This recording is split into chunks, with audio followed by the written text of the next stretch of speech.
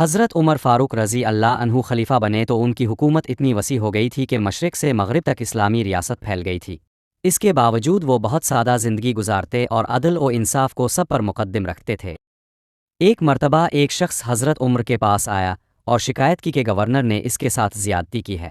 حضرت عمر نے گورنر کو بلایا اور کہا کہ تمہیں عام آدمی کے سامنے پیش ہو کر جواب دینا ہوگا۔